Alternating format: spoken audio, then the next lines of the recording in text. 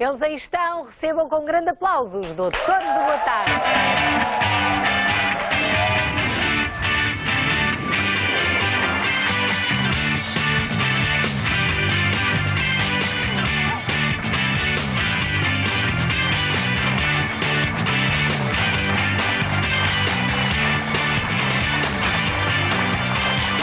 Ora, cá estamos hoje. O nosso painel de especialistas é composto pela dermatologista Alexandra Osório, pelo clínico geral Pedro Lopes,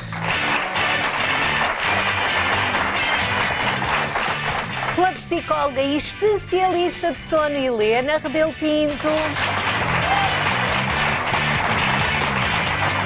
e pelo pediatra Sérgio Pinto.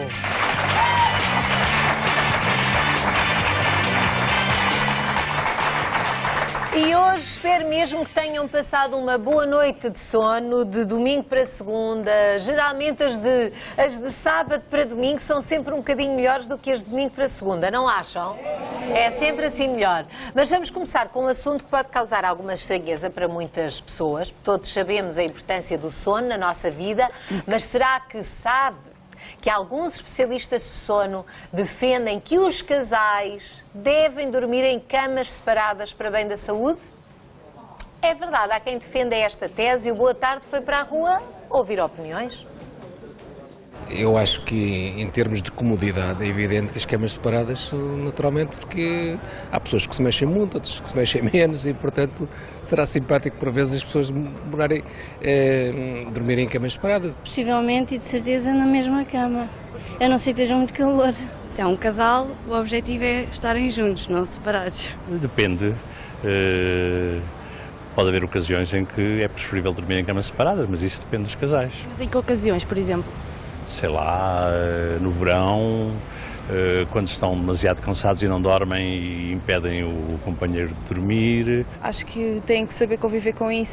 Se um tiver mais dificuldade em dormir, tem que saber respeitar o outro. Eu durmo com a minha mulher há 20 e tal anos e não me queixo. Eu gosto mais de dormir tudo juntinho, não é? Mas no verão dá jeito, por exemplo, se forem separadas. Devem dormir na mesma cama se não houver nada incompatível, não é? Se o outro ressonar muito, convém estar em camas separadas, porque senão não se descansa. Pois é, a opinião de alguns especialistas é de que os casais viveriam muito mais felizes se dormissem em quartos separados, nem em camas, em quartos separados, porque 50% têm distúrbios de sono, entre outras complicações de saúde, por dormirem um com o outro. Ora, doutores, tenho que saber a opinião e começo pela doutora Alexandra. O que é que lhe parece esta tese que defende? Não, cada um para seu lado, que é para não haver probleminhas. Bom, se os especialistas dizem isso, eu sou só dermatologista, não é? Dizem isso, temos que ouvir a opinião deles e pensar um bocadinho. Eu não sou muito apologista de quartos separados, a não ser que a pessoa não consiga dormir, porque de facto uma noite mal dormida perturba qualquer tipo de relacionamento, não é? Em todo relacionamento conjugal, na família toda, no trabalho, enfim. Problemas de pele? Sim, não é? Pelo menos do bom aspecto, que a pessoa com uma noite mal dormida não fica com um ar tão luminoso. Exato, não tem um sono reparador e, portanto, aceleramos um bocadinho o envelhecimento e há determinadas patologias dermatológicas que se agravam com uma noite mal dormida, por exemplo, uma urticária, uma rosácea, tudo isto pode levar a uma exacerbação destas situações. E muitas vezes também aparece aquilo que as pessoas se queixam muito, durmo mal, começa a ficar com umas olheiras. Portanto, na parte da dermatologia, eu recomendo sempre, sobretudo na rosácea, ou quando temos alguma patologia da face, ou aquele prurido intenso da dermite atópica, um sono reparador é sempre importantíssimo. Doutor Sérgio, já se tinha posto a pensar nesta tese de que o melhor é cada um para seu lado para não perturbar o sono alheio? De facto, cada caso é um caso e, de facto, há aspectos positivos de dormir em cama separada, mas também há aspectos negativos. Se, por um lado, para o casal, dormir em cama não separada tem alguns aspectos positivos, nomeadamente em termos emocionais, em termos de de fortalecimento da relação. Por outro lado, alguns aspectos foram focados na reportagem, como o ressonar, os toques durante a noite, podem de facto incomodar o parceiro. Portanto, pode haver aí algumas vantagens. Porque é preciso também haver um espaço, não é? O espaço de cada um ser respeitado. Sim, mas isso, na minha opinião, acho que é preferível ver uma cama partilhada e esse espaço, ser possível, ser usado numa noite pontual para ir beber um copo com os amigos e aí, de facto, não se partilha a cama nesse dia. Acha que é mais benéfico para o próprio e para a relação. Dr. Pedro, diga-me cá, este estudo, estes especialistas, estas conclusões? Isto de facto é muito importante nós podemos dizer porque é que isto acontece, ou seja, se o dormir junto, e obviamente que isso é consensual, é um sinal de intimidade, de afeto, no caso das pessoas tomarem a decisão de deixar de o fazer, temos que perceber porque é que isso acontece. Se for como consequência de uma condição médica, tem uma justificação de ser, seja por ressonar, a roncopatia, seja por ter síndrome de pernas inquietas ou outra doença, quer seja pelo próprio indivíduo, por estar a dormir ao lado de alguém, ter medo de perturbar o sono do outro, que isso pode acontecer. As pessoas, quando não têm ainda muita intimidade ou muita proximidade e começam a dormir juntas, numa determinada fase pode haver aquela percepção de que estão a perturbar com os seus hábitos o sono da pessoa que está ao lado. Agora, fora dessas situações, é importante percebermos qual é o impacto e o que é que isso significa na vida do casal. E isso é que eu acho que é o aspecto mais importante. Doutora Helena, esta questão da afetividade que a cama de casal impõe, sobrepõe-se aos incómodos que cada um pode provocar ao outro ou não? Depende das situações. É evidente que o leito conjugal tem um simbolismo, não é? Que é, digamos, pertencedor da intimidade amorosa, etc. E às vezes essa crença, digamos, até impede as pessoas de tomarem uma solução mais sensata face aos problemas que ocorrem e que já foram aqui referidos. Eu gostava, no entanto, de chamar a atenção para uma questão do sono que tem a ver com o facto do sono ser algo de muito pessoal e de muito íntimo da pessoa consigo própria, porque cada pessoa tem a sua maneira própria de dormir e de dormir bem, e cada pessoa deve descobrir qual é a maneira que tem de dormir melhor e deve praticar, sem estar, digamos, reprimida por mitos ou por qualquer outro problema, como seja o receio do que é que as pessoas dizem, que o não dormir juntos pode significar um risco da relação ou algum medo de afastamento, etc. E, na verdade, se nós formos pensar, se o facto de um casal dormindo juntos não dorme bem, eu acho que a irritabilidade que é provocada pela falta de sono pode ser bem mais perigosa do que essa situação. Claro está que, para além dos fatores ambientais que têm a ver com as circunstâncias em que se dorme, a cama, o tamanho da cama, hoje em dia também há alternativas ao chamada cama de pessoa e meia, como se usava aqui há 50 anos atrás, porque agora, enfim, passa a expressão, a cama dá para 3, não é? Embora possa há camas muito grandes, para quem quer espreguiçar-se e esticar-se à vontade. Portanto, além destes fatores ambientais, que são sem dúvida muito importantes, os fatores psicológicos, emocionais e afetivos estão muito presentes no sono. E quando nós deixamos que o nosso sono seja invadido por esses problemas, nós não dormimos bem. Ora, se transformamos o sono num problema, é mais um problema que o sono tem. E, portanto, nós devemos procurar... Cada um que descubra e que decida da melhor maneira, exatamente, não é? É mais uma coisa em que os casais têm que dialogar e se entender, como, aliás, em muitas outras da vida conjugal, não é? Portanto, ficam aqui... não há estudos conclusivos sobre isso e a diversidade de opiniões realmente revela bem que não há uma receita única. Cada casal tem que encontrar a melhor forma de resolver este problema. Bom, aqui estão então as dicas e as impressões dos nossos especialistas. Uma das coisas que muito incomodam alguns dos elementos dos casais, mais frequentemente as mulheres, digo eu, que não sei se há algum estudo que venha dizer o contrário, geralmente as mulheres, é o ressonar. E também já foi aqui falado hoje, mas este é um problema que não afeta apenas o... Há alguém aqui já a ressonar. Não afeta só o parceiro, mas afeta o próprio ressonador. Doutor Pedro, e nós dizemos o ressonar, mas é a roncopatia, não é? Fala-nos lá da roncopatia. Que é que este... Este tem uma grande senhor, parece-me que é um senhor, não é? É um senhor. É o senhor Ernesto, está ali atrás, que os espectadores já vão conhecer. A roncopatia é, de facto, um som que traduz a passagem do ar através de um orifício estreito. Ou seja, existem causas de roncopatia que são por obstrução à passagem do ar e outras que têm a ver também com mecanismos mais centrais. Mas normalmente o som traduz a passagem do ar através de um orifício estreito. Quando é que isso acontece? Quando as pessoas estão deitadas e à noite, como quando estão a dormir, há um relaxamento generalizado dos nossos músculos, nomeadamente dos músculos da base da língua. E a base da língua cai para trás.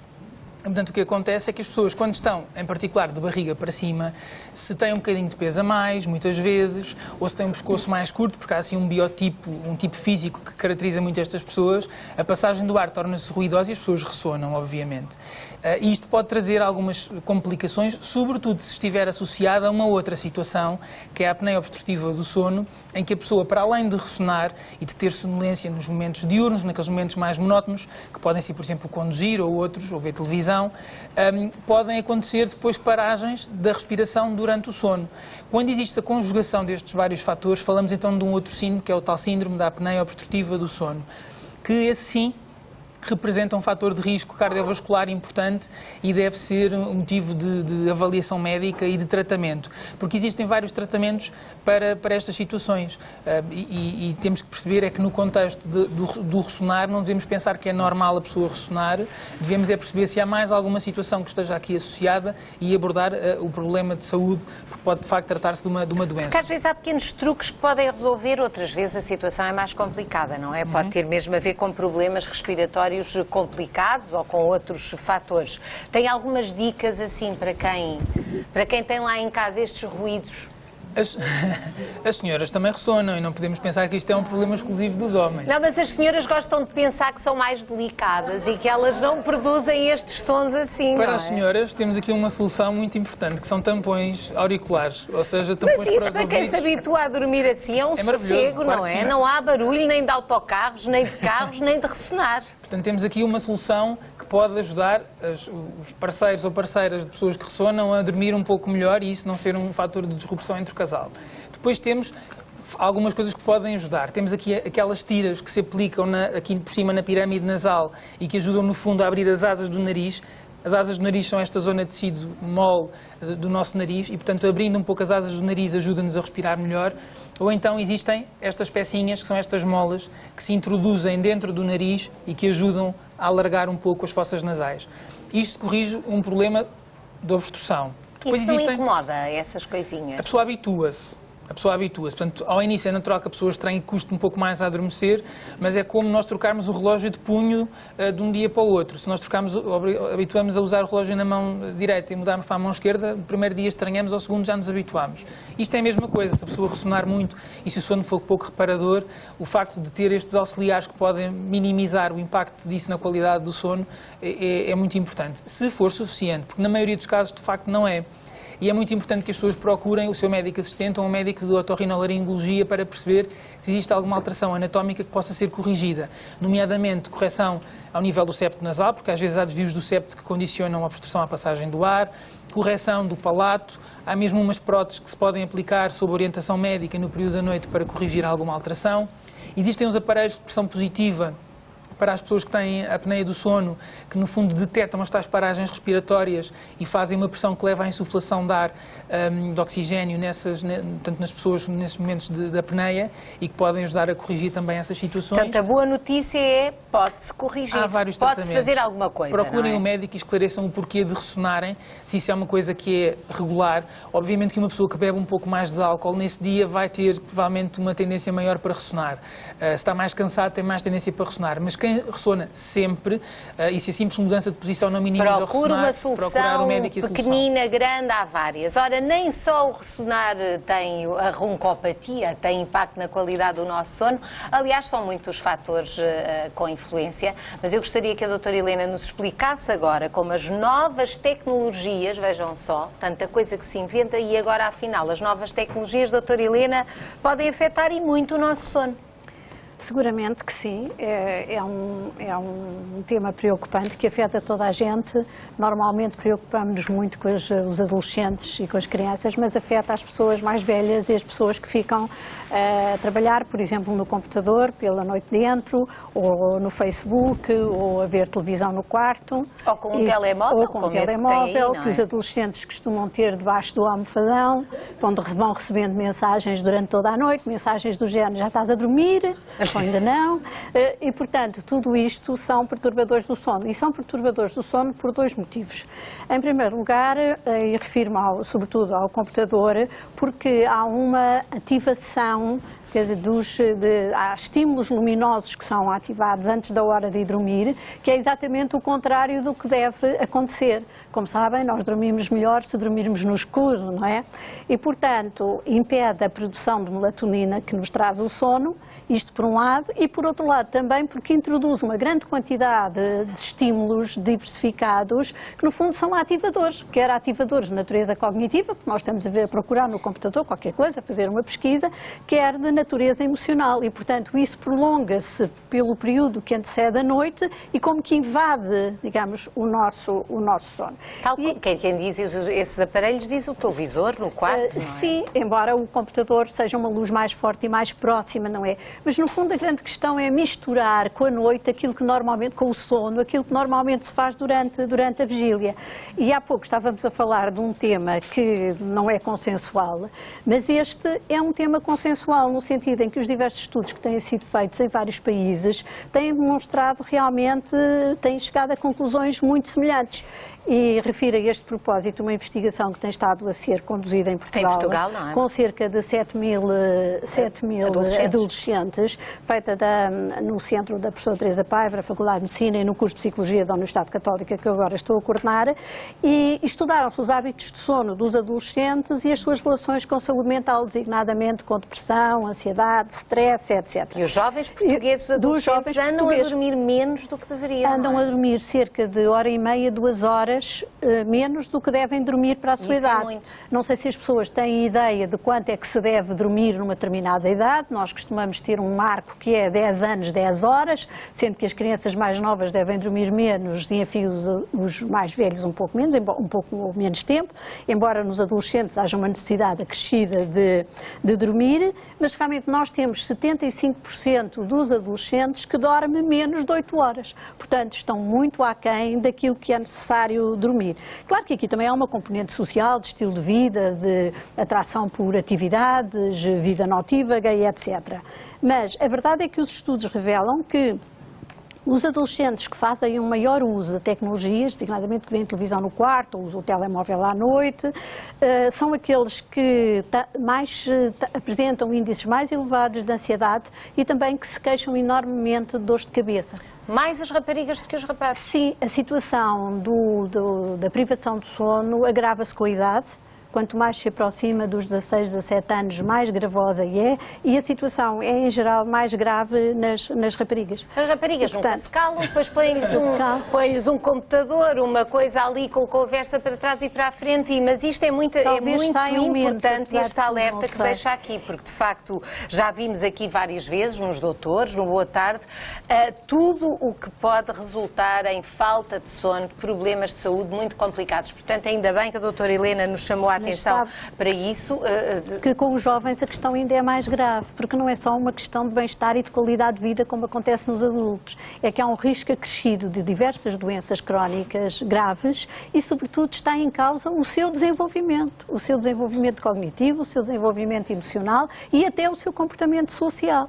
Portanto, tudo isto tem sido estudado em vários países e por vários especialistas e eu chamo a atenção para a gravidade da situação em Portugal. Foi por isso que a professora Teresa Paiva e eu nos lançámos no projeto Sono Escolas, que procura exatamente trazer informação aos estudantes e aos professores sobre a gravidade da situação. É mesmo uma questão central na saúde dos adolescentes. Portanto, pais, avós, irmãos mais velhos, façam todos favor de passar esta informação. Os jovens precisam de dormir mais para ficarem melhor, mais saudáveis e não terem problemas de saúde, descansarem e desenvolverem-se da melhor maneira. Ora, há algo que acontece também na cama e que suscita grande preocupação dos pais, numa faixa muito mais pequenina, mas que é um fantasma que preocupa muito dos pais de primeira viagem e pais com bebés, e é a primeira causa de mortalidade no primeiro ano de vida, excluindo o período neonatal. Eu estou a falar da síndrome da morte súbita, uma situação realmente assustadora, porque acontece sem aviso prévio, em bebés aparentemente saudáveis, mas a adoção de medidas muito simples tem vindo a reduzir o número de mortes. Por isso peço ao Dr. Sérgio, que está aqui, que se desloque até esta cama que nós temos aqui no estúdio, Dr. Sérgio, porque não é para causar alarme, mas convém dar umas dicas, não é? De facto, é uma situação assustadora, como a Conceição disse, atinge as crianças no primeiro ano de vida, habitualmente abaixo dos 6 meses de idade e, essencialmente, entre o primeiro e o quarto mês de vida. É uma situação multifatorial, existem vários fatores que podem estar relacionados, mas a maior parte dos estudos salientam a forma como deitamos as nossas crianças. E, de facto, isto é a recomendação de deitar a criança de barriga para cima. É uma recomendação já antiga, desde 1992, que a Academia Americana de Pediatria o defende, e nós já temos no nosso livro, no Boletim Individual de Saúde das nossas crianças, esta recomendação. Mas os pais ainda têm muita resistência, portanto, pelo perigo de engasgamento, acham que, de facto, porque deitar de lado... geralmente os bebés, a maioria põe os bebés de lado, não é? Não sei aqui quem está na nossa plateia se já deitou bebés recentemente ou não, mas acha-se que é mais seguro deitá-los de lado. Portanto, hoje em dia a recomendação é deitá-los de barriga para cima. Outra coisa que habitualmente, relativamente à posição, se fala é poder deitar de lado, eventualmente com os rolos. Também está fora de questão, não é preciso rolos nenhuns na cama. Portanto, barriga para cima, o bebê defende-se, está comprovado que há redução do risco de morte súbita e não há aumento do risco por engasgamento, de morte por engasgamento. Que é esse o receio, não é? Esse o receio. Não há qualquer problema aqui, não há dúvidas, à luz dos conhecimentos atuais. Relativamente ao berço, o berço deve ter... O bebê deve dormir numa cama de garados até aos 2 anos de vida, para haver proteção das quedas. A altura do berço, do leito da cama, deve ser adequada à idade. Claro que crianças maiores têm que ter um leito muito mais baixo, com umas grades elevadas para evitar quedas. E depois há aqui logo um erro, que é a existência de uma almofada. Portanto, a almofada está posta de lado. Os bebés não precisam de almofadas para nada. Não devem ter almofada.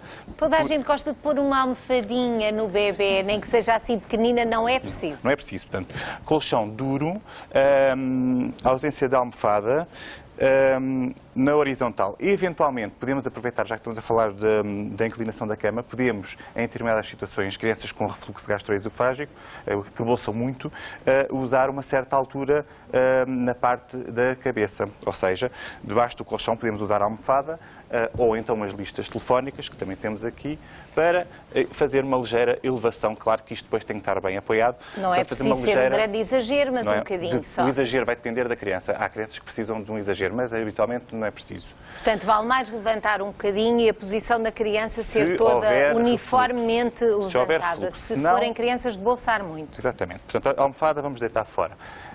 Relativamente à forma como devemos usar as coberturas. Podemos usar um lençol ou um cobertor. E aqui é importante perceber que, em vez de termos uma cama bem feita, com a criança com a cabeceira perto da cabeceira da cama, devemos fazer com que os pés da criança estejam o mais perto possível do fundo da cama. Portanto, essa cama está mal feita. Está mal feita. Porquê? Portanto, o bebê fica lá no fundinho, fica lá nos pés da cama. Para que a cobertura, portanto, os lençóis... Com os pés próximos das grades, exatamente, não possão cobrir a criança. Para ele não ser enfiado debaixo dos lençóis e não asfixiar. Portanto, a cama deveria estar feita de forma que não houvesse possibilidade dos lençóis... E até onde é que deve estar o bebê tapado? Deve estar tapado mais ou menos até aos ombros, está bem? Mais do que isto não é preciso. Para não ficar com a cabeça de baixo. Devemos evitar também, relativamente à cobertura, o hiperaquecimento, não é preciso muito aquecimento, e também, em termos ambientais, também não é preciso. E essa fita aí da espeta, isso não é grande ideia, pois não? Não, isto também é para retirar. A espeta pode-se usar Na criança, que amamento nos primeiros tempos, nos primeiros dias, é de evitar para estimular a amamentação, mas depois pode-se usar a chupeta até, existem alguns estudos. Portanto, tudo o que seja fiozinhos e a roupa, também. Portanto, babetes também não deve... Não, babetes não deve ter gorros, a roupa deve ter uma roupa com a qual os pais se sintam confortáveis, portanto não deve ter muita roupa, e a temperatura ambiental não deve ser muito elevada, entre os 18 e 21 graus. Portanto, e fraldinhas para aconchegar ou coisas assim? É de evitar todas essas coisas, portanto, nada de coberturas. É só o lençolzinho, o cobertorzinho e nada de atabafar a criança com muita roupa? Nada disso. Depois, ainda em termos ambientais, evitar o fumo de tabaco, portanto não está recomendado os pais fumarem em casa, evitar o hiperaquecimento, como já disse, basicamente estas são as recomendações principais. E já disse tudo, porque essas dicas são preciosas. Olhem, avós, tias, irmãos, mães fazem a cama muito bonitinha, como se... Não é assim. A cama é lá para o fundo. O lençol, o de baixo, pode ir até onde quiserem. Agora, lá em baixo, não. Ora, muito bem. Vamos agora fazer uma pausa aqui nos conselhos dos nossos doutores para informar os nossos espectadores de que hoje têm o cartão de sonho ao dispor, se para isso quiserem inscrever-se no 760 20 60 20. Hoje temos um prémio acumulado de 39.500 euros e temos ainda 1.000 euros garantidos para a chamada selecionada. 40.500 euros é tudo quanto pode ganhar hoje no cartão de sonho. 760 20 60 20. Pronto, já fico mais sossegada.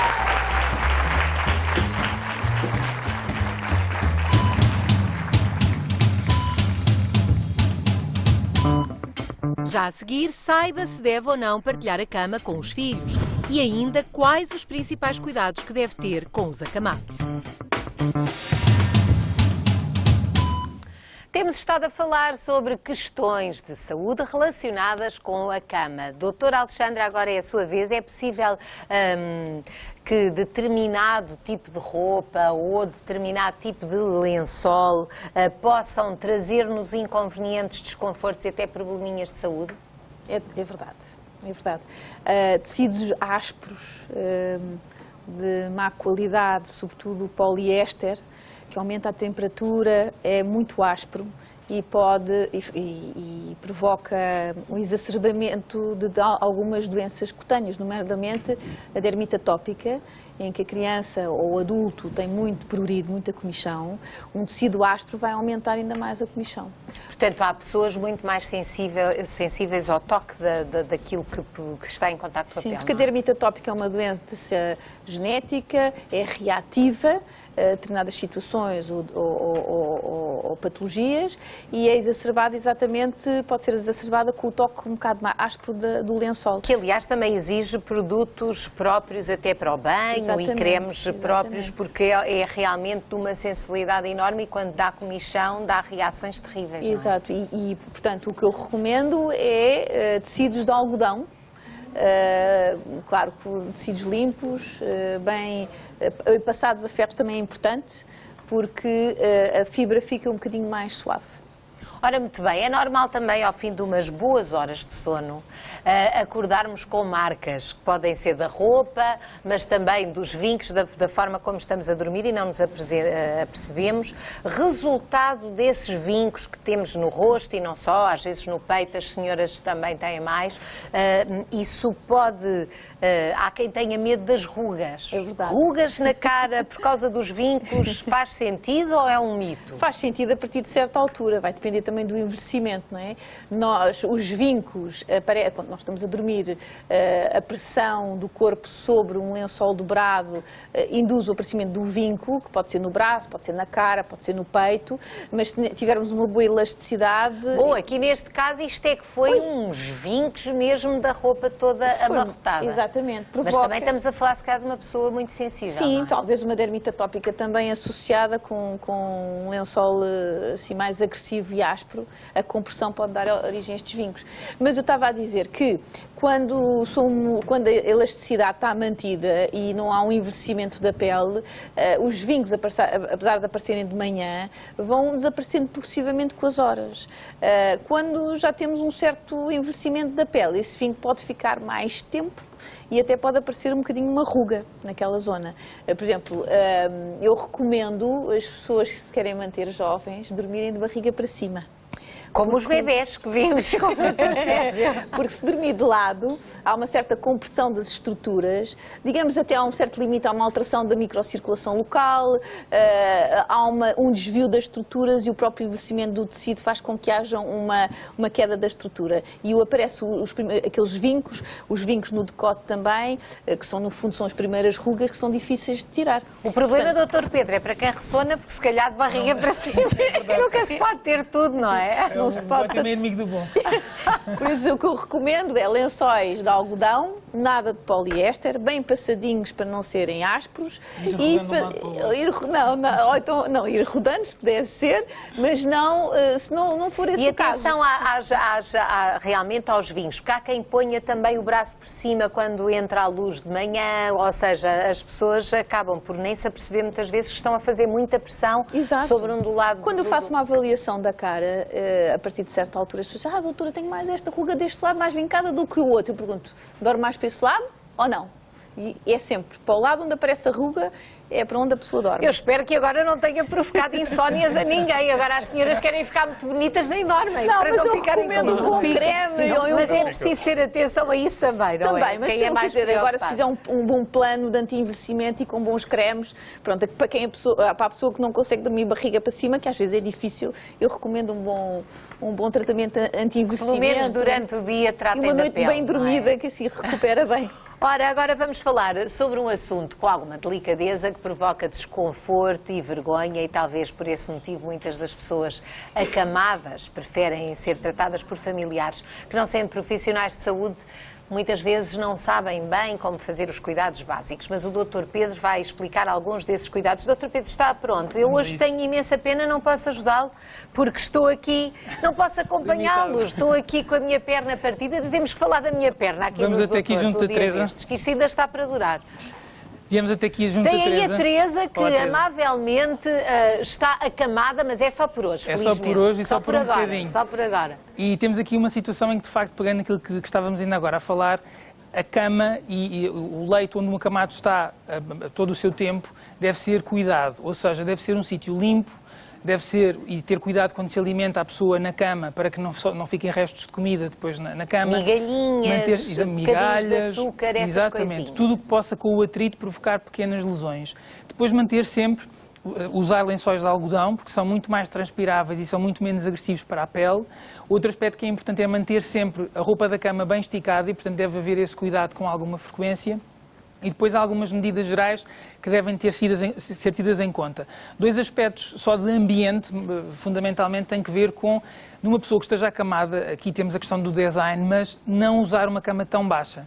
Porque muitas vezes as pessoas têm isso em casa. Eu estava a olhar, é uma dificuldade imensa manusear alguém ou ajudar alguém com esta altura de cama, não é? É porque o cuidador também tem que se proteger e, obviamente, que é muito importante que se evitem os acidentes provocados pela manipulação de um corpo que tem um peso e que não consegue colaborar nem sempre com a mesma velocidade e com agilidade. Outro aspecto que é importante tem que ver com os tapetes.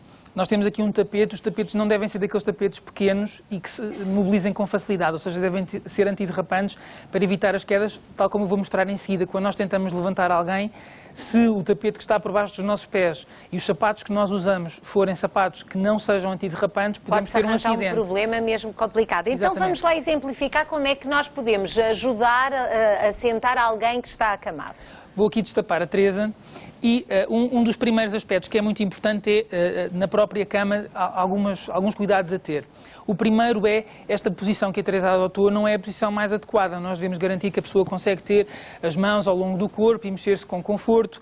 Deve ter sempre uma proteção nos calcanhares para evitar o aparecimento das escaras, daquelas pequenas feridas. Aliviar o peso da perna na zona dos calcanhares. Uma coisa que se pode fazer, eu vou aqui recorrer a uma toalha que nós aqui temos. Pode-se fazer um pequeno rolo com uma toalha, não é preciso ser nada de muito sofisticado, um bocadinho mais volumoso do que isto. Eu vou levantar um pouco aqui os joelhos da Teresa e pôr este rolo para quebrar até o tal alivia ângulo. um bocadinho a coluna também. Exatamente. E esta angulação das pernas ajuda, de facto, a prevenir não só lesões, como as próprias escaras nos calcanhares e até as escaras de decúbito na zona sagrada. Existem uns protetores também para os pés que também são importantes. Outro aspecto que é importante é, a pessoa não vai ficar sempre nesta posição e o doente deve ser mobilizado várias vezes. Como é que nós devemos fazer isto? Devemos sempre ter o cuidado de, eu vou colocar assim a mão da Teresa em cima do tronco, ter o cuidado de não pôr o ombro muito tenso para não haver depois uma sobrecarga do corpo sobre o ombro, e para pormos a pessoa numa posição lateral, vamos, por exemplo, a Teresa só acompanhar o meu movimento, vamos rodar assim, e depois podemos usar, por exemplo, uma almofada para apoiar aqui na zona posterior, para evitar que a pessoa rode novamente para o lado de cá. Portanto, isto dá apoio.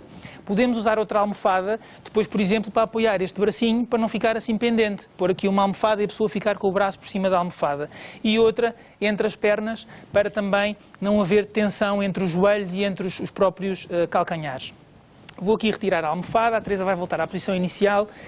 Para nós sentarmos uma pessoa que está acamada, um aspecto que é importante é tentar sempre explicar aquilo que estamos a fazer. Não devemos ter gestos intempestivos e muito não explicados, porque a pessoa tem que perceber que nós a estamos a movimentar para ajudar. Mesmo quando à partida possa ser uma pessoa que já está com o conhecimento um bocadinho esmorecido e mais apagado. Ou seja, esse cuidado é importante. É muito importante. A interação não é estar a mexer na pessoa exatamente. Como se fosse uma coisa, no fundo. Exatamente. A interação que nós estabelecemos, o contacto visual, é fundamental para ganhar a confiança e a colaboração da pessoa de quem estamos a cuidar.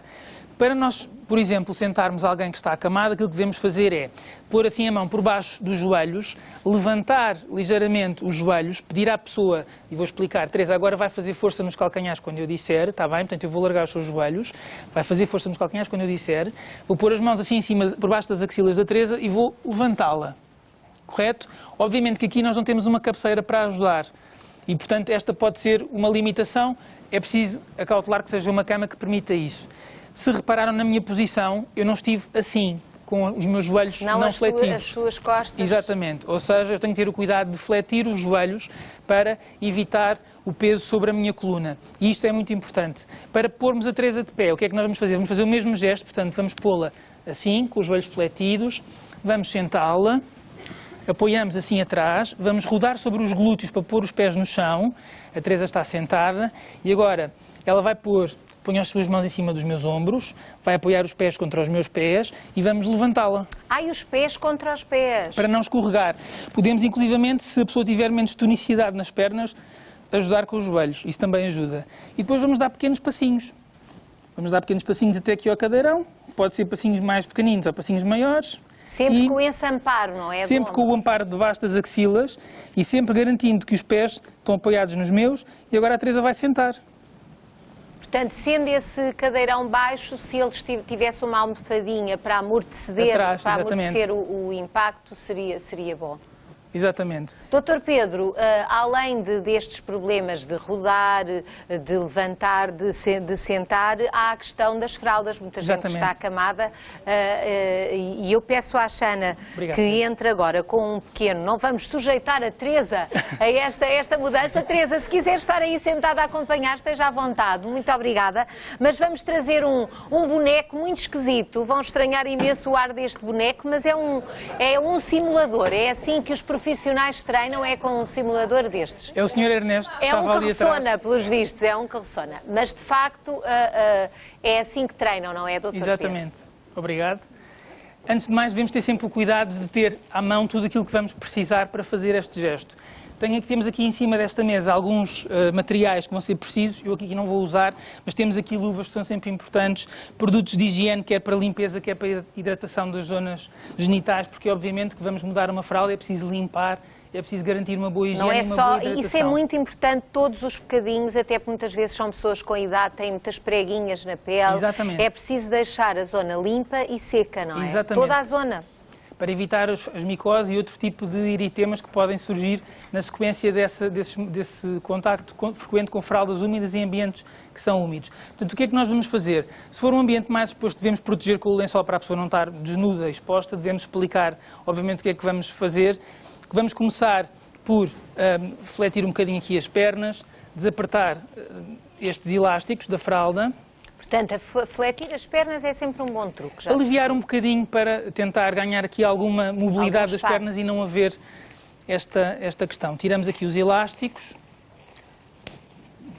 e depois vamos abrir assim esta parte da frente, mantendo os genitais tapados, não é? Depois o que vamos fazer é o mesmo gesto que fizemos há bocado, portanto, vamos aqui abrir já a fralda, que temos a fralda limpa, para o outro lado, para podermos depois rapidamente substituir a fralda que vamos usar.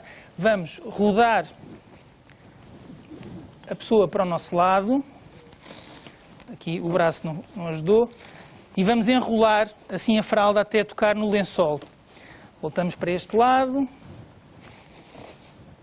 vamos para este lado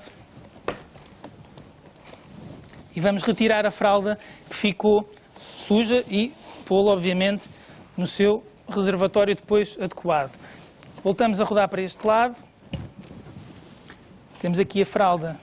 Quem tem ajudas é muito melhor, não é, Dr. Pedro? Tipo não é nada que não se possa fazer só uma pessoa, mas quando são duas é mais fácil. Este tipo de gestos são sempre mais fáceis com duas pessoas. Temos que ajeitar bem para não haver tecido a ficar mal colocado, porque senão depois as fraldas podem extravasar. Limpamos, obviamente, ajeitamos aqui nesta zona, voltamos a posicionar.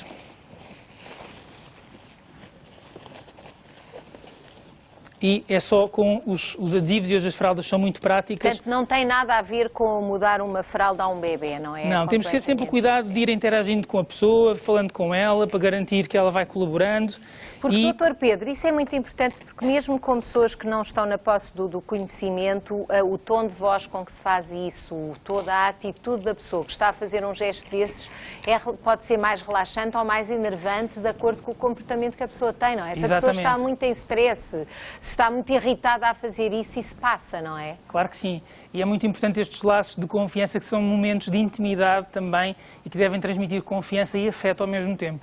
Cuidar de alguém que está acamado é dos gestos mais nobres, porque é de facto, hoje em dia, as pessoas têm muito pouca disponibilidade, e ter o tempo e o amor para dar a alguém que está acamado e que precisa de apoio é de facto nos dias de hoje algo que deve ser valorizado. As pessoas devem fazer isto com calma, com tempo, com serenidade, acautelando e protegendo-se a si próprias e garantindo todo o conforto da pessoa de quem estão a cuidar. E com a serenidade e a paz de quem está a fazer uma coisa boa, claro, não é? Sim. Pelo outro. Muito obrigada, Dr. Pedro, junto-se a nós.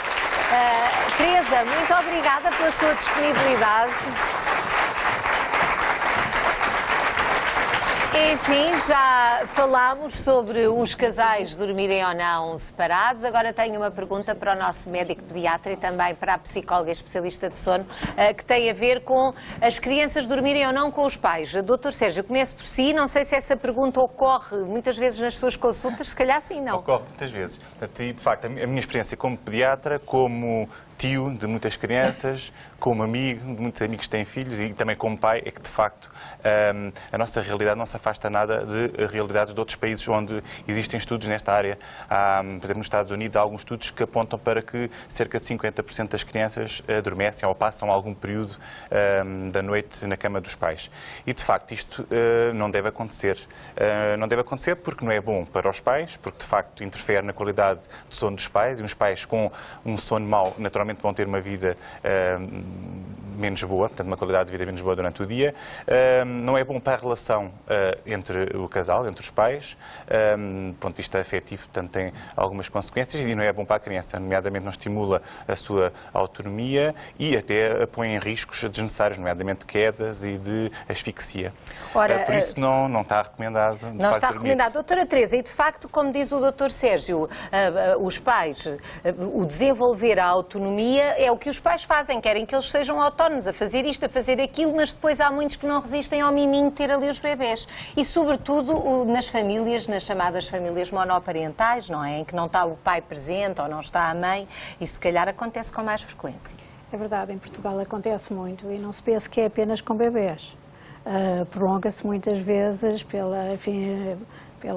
com idades mais velhinhos. Mais velhinhos e a adolescência. E muitas vezes se verifica que é não sei se iniciativa, mas pelo menos uma certa complacência dos próprios pais e das próprias mães. Claro que também temos que dizer que neste momento há algumas correntes culturais e sobretudo científicas que privilegiam muito esta questão do contacto físico entre a criança e os pais e, portanto, advogam esta modalidade. Eu devo dizer que concordo inteiramente com o que disse o Sérgio. De facto, a grande questão e aquilo que deve preocupar os pais é o desenvolvimento da autonomia dos filhos e não passa para a cabeça de nenhum de nós querer que precisemos de dar de comer ao nosso filho até aos 10 anos ou de o ajudar a fazer a sua higiene, etc. Portanto, volta àquilo que disse no início, o sono é uma questão muito pessoal, portanto, nós queremos desenvolver os nossos filhos, contribuir para o seu desenvolvimento harmonioso, devemos procurar também que eles se responsabilizem pelo dormir. Só que muitas vezes o sono deixa de ser encarado como esta função natural e involuntária de sobrevivência para passar a ser uma espécie de compensação. Compensação afetiva para os pais ou compensação afetiva para as crianças. Claro que é óbvio que há circunstâncias em que a criança está doente ou que a criança está fragilizada por algum motivo, está assustada. Uma vez não são vezes. Uma vez não são vezes. Mas a verdade é que o sono é o sono. E o sono não é substituto, nem é paliativo para outros problemas e muito menos castigo. O sono é para dormir. O sono é para dormir. Mas, ó Conceição, não sei se já ouviu muitos pais usarem o sono como castigo. Por exemplo, dizer aos filhos, não te portas bem, vai já para a cama. E como se fosse uma coisa terrível. Como se fosse uma coisa terrível, quando na realidade o que nós precisamos é de ajudar os nossos filhos e netos, etc., no meu caso, a aprender, e nós todos adultos, que dormir é bom e, portanto, é preciso... É dormir enquanto podem, mas, portanto, saber gerir o seu sono é um sinal muito importante de autonomia. Ora, pelos vistos, temos aqui dois especialistas de acordo nesta matéria. Muito obrigada a todos. Ora, pois teríamos mais para dizer, até não só sobre estas questões que abordámos aqui, como outras relacionadas com a nossa cama, um lugar onde acabamos por passar boa parte do tempo. Mas temos de nos despedir dos nossos médicos especialistas. Não se esqueça de que podem enviar as suas questões, escritas ou em vídeo, para osdoutores@sic.pt. Na próxima semana, cá estão os nossos médicos especialistas no Boa Tarde. Uma salva de palmas para eles. Obrigada.